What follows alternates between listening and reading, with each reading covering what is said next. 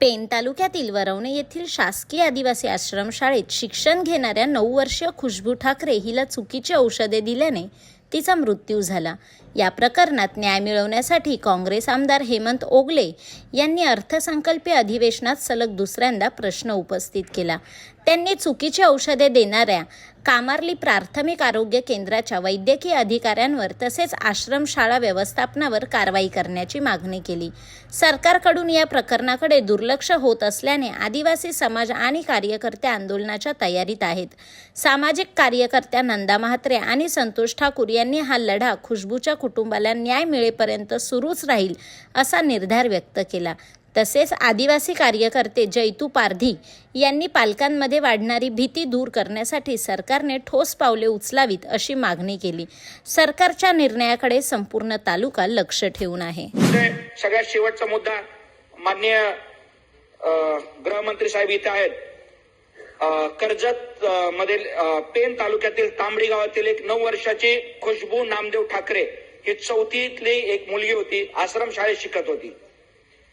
या मुलीचा चुकीच्या औषध देण्यामुळे 1 महिन्यापूर्वी मृत्यू झालाय, परंतु अद्यापपर्यंत शासनाने कुठलीही कारवाई त्यामध्ये केलेली नाही। आणि ह्या लोकांनी त्यानंतर आता 17 तारखेपासून ते उपोषणाला बसणार आहेत। अजूनपर्यंत फक्त एक साधा गुन्हा दाखल करून घेतलाय, त्याच्यावरती कुठलीही कारवाई केली नाही। ही आश्रम शाळेतली आदिवासी समाजाची मुलगी, 9 वर्षाची मुलगी आहे। तिला सांगितलं गेलं की तिला कुष्ठरोग आहे, परंतु तो रोग नसताना तिला जनरल साधा कुठला तरी अडचण होते, चुकीची औषधं दिली आणि त्याच्यामध्ये ती मुलगी गेली, परंतु त्याची कुणालाही दखल घ्यावीशी वाटली नाही। अध्यक्ष महोदय, मी आपल्याला विनंती करेल की याच्यामध्ये दोषी जे असतील यांच्यावरती त्वरित कारवाई करावी आणि या दोषींना तत्काळ निलंबित करावं, एवढीच मी आपल्याला मागणी करतो। आणि ज्या लोकांची घरं पाडलेली आहेत, ज्या सांगायचं आहे, शासकीय आश्रमशाळा वरवणे, तालुका पेण, जिल्हा रायगड येथे शिकत असलेली खुशबू नामदेव ठाकरे, मी कालही हा विषय घेतलेला आहे अध्यक्ष महोदय।